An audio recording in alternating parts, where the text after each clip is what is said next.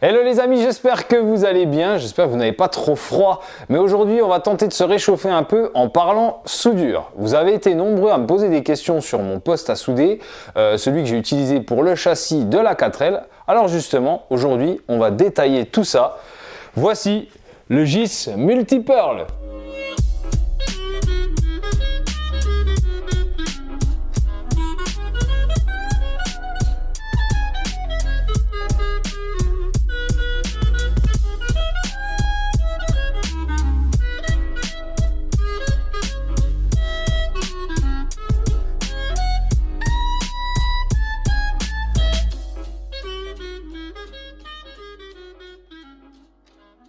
Bon les potes, alors on se retrouve après le petit time-lapse d'assemblage. Alors c'est pas long, en 5 minutes c'est fait, vous avez vu, c'est très simple, c'est très basique. Alors on se retrouve sur un Multi-Pearl 201.4, ça c'est pour la référence, c'est si jamais ça vous intéresse de l'acheter ou de vous renseigner à ce sujet. Donc voilà, comment il est composé. Multi-Pearl en fait ça veut dire multi-procédé, c'est-à-dire qu'il peut faire MIG-MAG, TIG et MMA. Alors c'est des termes un peu barbares, c'est les 3 principaux procédés de soudure qu'on peut retrouver en industrie, en automobile, un peu partout. Mais dans l'idée, MIG-MAG c'est la soudure semi-automatique, comme on peut entendre un petit peu partout. C'est ce qui utilise une torche, donc la torche qui est branchée ici. Vous avez un métal d'apport fait avec une bobine de fil. Et la différence entre le MIG et le MAG, c'est le gaz. MIG, c'est du gaz inerte, donc inert gaz, le IG de MIG, c'est inert gaz, et MAG, c'est active gaz, donc c'est la composition en fait qui va différencier. L'inert gaz, c'est du 100% argon, alors que l'active gaz, c'est un mélange CO2 plus argon. Voilà, et ça dépendra en fait de ce que vous voulez souder, ça dépend, voilà. Par exemple, si c'est de l'acier et de l'inox, vous allez avoir un mélange argon plus CO2, donc vous allez être sur un procédé MAG. Par contre, si vous soudez de l'alu, par exemple, vous allez être sur de l'inerte gaz, donc là, vous allez être sur un procédé MIG. Moi personnellement dans l'automobile, comme vous le savez, comme je refais la 4L, avec mon frère on soude beaucoup aussi, ligne d'échappement, enfin plein de choses, mais toujours dans l'auto, ça va rester toujours sur de l'inox ou de l'acier. Donc du coup on va toujours être dans le procédé MAG. Voilà. Après ça nous arrive de souder de l'alu, mais là on le fait au TIG, et avec un poste TIG exprès. J'ai jamais utilisé ce poste en autre procédé que MIG-MAG, mais sachez qu'il fait aussi MMA. Alors MMA, c'est ce procédé, vous savez, qu'on dit souvent baguette, donc on a le logo juste ici. Le logo, vous savez, c'est soudure, il n'y a pas besoin de gaz, en fait, vous mettez la baguette dans une torche, et puis vous soudez, c'est utilisé très très souvent. Là, vous avez la torche du TIG et la torche du MIG ici. Voilà. Donc ça veut dire ce que ça veut dire, ça veut dire qu'il peut faire les 3 procédés. Donc moi, je vais vous parler essentiellement du MIG-MAG, parce que c'est ce que j'ai utilisé pour la 4L, forcément. Donc GIS, marque française, alors il y a 2 types de personnes, il y a ceux qui trouvent que c'est merdique parce qu'ils utilisent des marques comme Kempi ou d'autres, ou comment c'est la marque là que tu utilises au boulot, Fronius, voilà. Regardez les prix et puis après on en rediscute, mais moi mettre 5000 balles dans un poste, si vous voulez, j'aimerais bien, mais c'est pas la priorité. Donc honnêtement, c'est un très très bon compromis. Moi, je suis très content. J'ai acheté ça chez 1000 pièces, donc un revendeur GIS qui se trouve à Ronchamp, pour ceux qui connaissent, qui sont de Franche-Comté. Voilà, donc j'ai rien à dire là-dessus. Le service était très bien.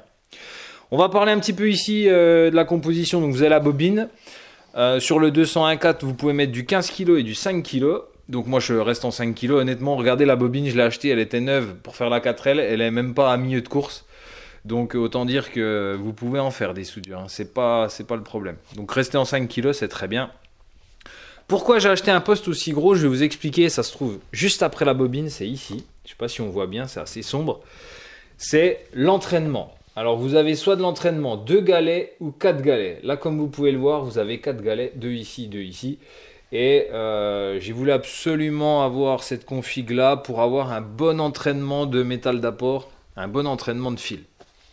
Ça, c'est un choix personnel, mais avec Anthony, donc mon frangin qui est en train de filmer, on a aussi, il a aussi un poste Tailwind qui lui est en entraînement de galets et il nous est arrivé souvent d'avoir des problèmes de fil qui bourrent dans la torche et tout, donc c'est un peu chiant. Ou alors des galets qui patinent parce qu'ils entraînent mal le fil. Donc je voulais pas reproduire ce genre de problème avec celui-ci. Parce que il faut savoir que vous avez la même config en deux galets, je crois qu'il y a 200 balles de différence et quitte à mettre le prix, je vous le mets tout de suite d'ailleurs dans l'image, quitte à mettre 200 € de plus, de toute façon on est dans les 1200 € je crois pour un poste comme celui-ci. Donc quitte à faire, je me suis dit allez on y va. On met le prix. Voilà, donc on va refermer cette petite trappe, vous avez vu ce qu'il y a dedans. En dessous il n'y a rien, hein. C'est un petit rangement, vous mettez ce que vous voulez, c'est pas le problème. Bon on va avancer un petit peu, enfin on va reculer, du coup on va aller derrière le poste et on va parler de bouteilles de gaz et de branchement de gaz. Donc là ici on est sur du Linde, une bouteille de Mison 12. Alors Mison 12 en fait, c'est le 12, c'est la composition. Hein. Je vous ai parlé de MAG, donc MAG Active Gaz, c'est un mélange de argon plus CO2, on est d'accord. En fait le 12, c'est le pourcentage de CO2. Donc vous avez 88% d'argon et 12% de CO2. Voilà. Donc pour souder l'acier, bon l'inox normalement on doit descendre un peu en CO2, on doit être à plus 18%. Mais honnêtement, c'est un très très bon compromis le Mison 12, moi j'aime bien. Et là, on est sur une bouteille de 2 mètres cubes. Donc la recharge, c'est à peu près 70-80 € en fonction de là où vous allez. Et la bouteille neuve, achetée, donc c'est des bouteilles consignées, hein, donc vous la payez aux alentours de 300 € rechargée. Voilà. Donc ça fait une config à 1005. Hein, si vous posez la question pour le prix, voilà. Donc derrière le poste, vous allez retrouver aussi tout ce qui est polarité, parce que vous avez vu en façade, en fait, en fonction de quel procédé vous utilisez, il y a des branchements à faire. Donc voilà, vous avez tous les petits tableaux. On va pas commencer à rentrer dans les détails, mais en gros, c'est un poste que vous pouvez utiliser aussi sur groupe électrogène. Donc voilà, il est pas trop mal, honnêtement, et dans pas mal de situations. C'est un poste décrit comme pour la maintenance, donc que vous pouvez un peu emmener partout, je dirais. Et qui est fait pour la petite soudure. Moi aujourd'hui je soude en fil 0,6 de diamètre. 0,6 c'est vraiment pour la tôle fine. Donc qui était parfait hein, pour la 4L quoi. Donc pour aller jusqu'à du fil de 1 mm de diamètre je crois, 1,2 je crois que c'est un peu gros, ça passe pas. Mais jusqu'à 1 mm vous pouvez déjà y aller. Puis sinon vous basculez en procédé MMA pour faire de la grosse soudure avec des forts ampérages. Voilà, mais c'est pas le sujet. Alors, on va allumer la bête. Je vous parlerai de la torche après, mais il n'y a pas grand chose à dire. Donc, vous avez vu derrière, hein, il y a un bouton de position, hein, donc on-off. Donc là, je me mets en on. L'écran s'allume. Et là, vous allez retrouver plein de réglages. Alors, pourquoi aussi j'ai acheté du GIS? C'est parce qu'il y a le mode synergique. Et le mode synergique, en fait, c'est un mode qui vous permet d'appréhender la soudure plus facilement quand vous n'êtes pas soudeur, ce qui est totalement mon cas. Voilà. Donc en fait, si vous regardez bien sur l'écran, le mode synergique va vous demander 2-3 infos. Quel type de matière vous soudez, pardon. Donc là, c'est du fer, Fe. Le diamètre de votre fil d'apport, 0,6. Et après, lui, il va faire varier l'intensité et la tension pour que vous ayez la meilleure soudure possible et la plus simple aussi. Vous avez aussi l'épaisseur de tôle que vous avez à souder. Et ça, je vous avoue que je ne sais pas ce que c'est. Voilà. Vous pouvez modifier 2-3 petites choses. Alors attendez, je vais juste poser le micro ici. Donc vous pouvez modifier avec les deux potards qu'il y a ici là. Par exemple, l'angle que vous allez souder. Si vous avez une tôle plate à souder, vous mettez comme ça. Si vous avez un angle vers le bas du coup à souder, vous voyez le schéma, vous mettez ce mode là. Et si vous avez un angle vers le bas par contre, donc là c'est vers le haut, là vers le bas, vous mettez comme ça. Et puis voilà, vous avez ces trois modes là. Donc je pense que ça, le mode synergique calcule et fait des variations d'intensité et de tension en fonction de ce que vous avez à souder. Voilà, et l'assemblage que vous avez à souder. Donc ça c'est la première des choses. Après vous pouvez changer hein, les modes MIG synergique, MMA, donc je vous l'ai dit, hein, à la baguette, TIG Pro, TIG Pro, à mon avis, c'est quand vous avez accès à tous les réglages et que vous vous débrouillez.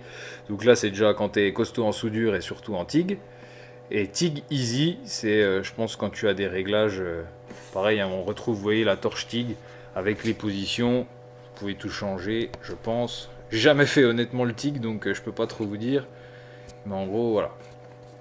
On doit pouvoir modifier des choses. Là, on modifie l'ampérage. Voilà. Je vous avoue que je m'attarde pas trop là-dessus parce que TIG, voilà, on a ce qu'il faut à la maison, entre guillemets, pour faire. Donc, je m'embête pas à racheter une torche, etc. Parce que ça coûte aussi de l'argent. Autant faire ça avec un vrai TIG. Et MIG manuel, donc là, vous avez accès à tout. Donc, le déroulement du fil en millimètres par minute, la tension, et puis voilà, tous les modes quand vous voulez vraiment régler tout ce que vous voulez régler. Vous voyez, je touche un potard, je joue sur la tension. Je touche l'autre potard, je joue sur la vitesse de défilement et de sortie du fil. Donc pareil, MIG manuel, c'est le gars qui commence déjà un peu à tâter la soudure et qui sait précisément ce qu'il veut. Ce qui n'est pas mon cas, je vous le redis. Donc moi, je suis bien en MIG synergique. Je mets l'épaisseur de ma tôle, je mets le diamètre de mon fil et je balance. Bon, on va vous spoiler un petit peu le prochain épisode de la R11, hein, vous savez, le swap, parce qu'on va justement souder les supports moteurs, du moins les supports de support moteur. Ouais. Donc voilà, on est en train de faire ça. Et on va voir ce que ça dit. On va faire des jolis points, des jolis cordons. C'est parti. Alors avant toute chose, le placement de la pince du moins de la masse, il faut toujours la mettre le plus près possible. Alors, pas trop près non plus, hein, mais assez près de là où on veut souder. Donc là, comme vous voyez, on va la mettre ici. Surtout de la positionner sur de la tôle. Et puis réussir à bien la positionner et puis forcément qu'elle soit en contact avec de la tôle à nu. Mettez pas la pince sur une partie qui est peinte, hein, parce que ça fera pas contact, hein, forcément. C'est pas trop mal. Voilà. Bien décaper aussi là où on veut souder, forcément. C'est des généralités, mais pour ceux qui découvrent la soudure, je préfère quand même le préciser. Donc là, comme vous pouvez le voir, hein, là où on va souder, c'est décapé partout. Voilà. Donc là, on va pouvoir lancer le poste. Alors, je vais laisser Anthony, mon frangin, souder, parce que déjà, d'une part, c'est sa voiture. Puis, je pense que vous m'avez vu assez souder sur la R11. Donc, voilà. Donc, il y a un paramètre aussi à régler qui est important, c'est au niveau de la bouteille, le détendeur. Donc, vous avez deux manos. Un qui indique le niveau dans votre bouteille, donc c'est en bar. Hein, donc, forcément, quand elle est rechargée, elle est entre 150 et 200 bars. Et puis, plus ça descend, plus elle se vide. Et à côté, vous avez le mano qui s'exprime en litres minutes. Et ça, c'est le débit que vous avez au bout de votre torche. Alors, comment ça se règle? Ça se règle en fait par rapport au diamètre de buse au bout de votre torche. Donc là, par exemple, si vous avez un diamètre intérieur de 10 mm, vous allez régler à 10 litres minutes, 12 mm, 12 litres minutes, etc., etc. Alors, forcément, comme je vous l'ai dit tout à l'heure, on est sur du fil en 0,6 de diamètre, en métal d'apport. Donc ça, c'est parfait pour la carrosserie. Là, on est sur une tôle qui est à environ 0,8 1 mm d'épais. Donc forcément, dans notre mode synergique, on a mis ici 0,9 d'épais. D'accord? Donc là, on va voir ce que ça dit. Vas-y Anto, je t'en prie. Donc là, on va déjà pointer.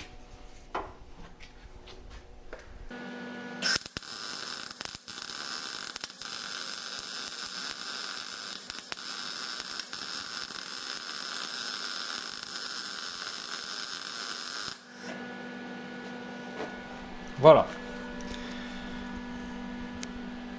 Donc là, il faut un œil avisé pour voir si ça a bien pénétré ou pas. Je vous avoue que là, moi personnellement, je teste toujours avec un tournevis plat ou quoi entre mes deux tôles pour voir si ça a bien forcé.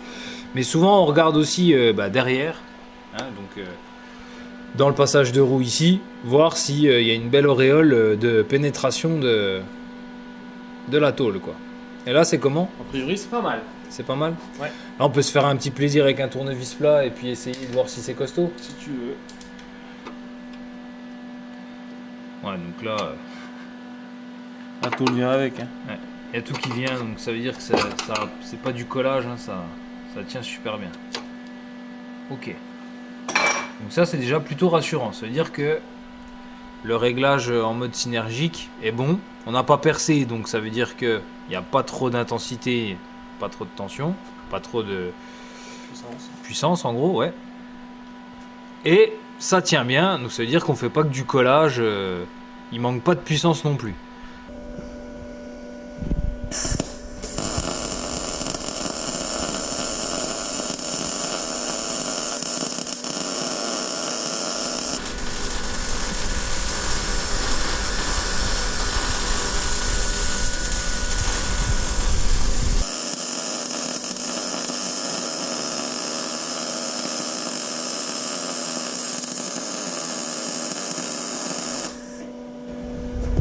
Vous étiez dans le masque, les amis.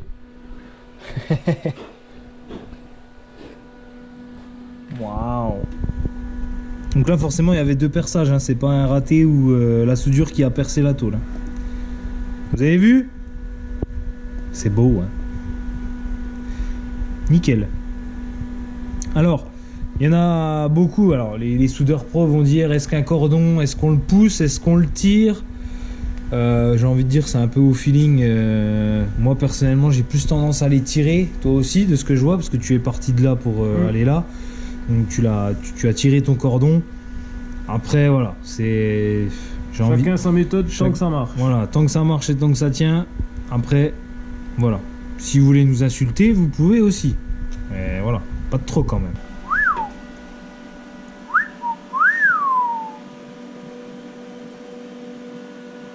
Dis donc. Anto, qu'est-ce que tu fais là? Je teste le support. Ok. Je pense que c'est bon. Hein. Il est costaud. Non? Voilà les amis, c'est la fin de cette vidéo, j'espère qu'elle vous aura plu en tout cas et que ça vous aura aidé et appris des choses sur la soudure. Vous avez été nombreux, comme je vous l'ai dit, à me poser plein de questions lors de l'achat de ce poste pour la 4L. Donc j'espère que j'ai répondu à toutes vos questions en tout cas. Nous, on va continuer sur la R11 avec le frangin, voilà, sur le support moteur côté boîte.